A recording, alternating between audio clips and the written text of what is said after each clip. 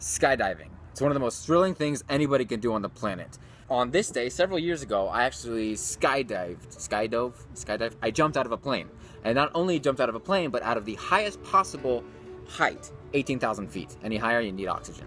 I did this, and after I did, I paused to soak in the feeling, right? Ooh, all the wind in my hair, the feeling on my skin, the exhilaration from being so high. And what was crazy is all those feelings were trumped. It was trumped when I was leaving the Florida Mall. Now, if you're from Florida, you know that everyone in Florida is not actually from Florida. This couple was no exemption. They did not speak English either, and I did not know what they spoke. So after some miming and shapes and grunting and pointing, we figured out what the problem was. The problem was the car wouldn't start.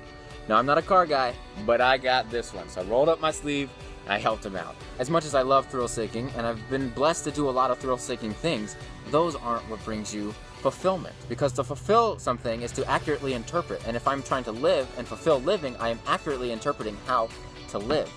So in Genesis 1:27, it says that we're created in the image of God. Well, God is love, God is righteousness, God is merciful, and God is many other things. How do we know what to do? Well, luckily, God personified himself in the person of Jesus. And he provided plenty of examples and stories and tales and experiential things we can experience even today to discover what that is. And when we do things that aren't part of that, even if they're off a little bit, like skydiving, we're not going to get filled, especially when we do things like holding in anger. When you hold in anger or bitterness or resentment, it's like holding in acid, and acid does way more damage to the thing it's holding than whatever it's poured on. You're not designed to harbor those feelings. You're not designed to be fulfilled by those feelings. You're not designed to focus on the negative things. He said, keep your eyes on the kingdom. You were designed to be a conduit for God's grace and mercy to flow, for his love to pour out of. So, let him pour out.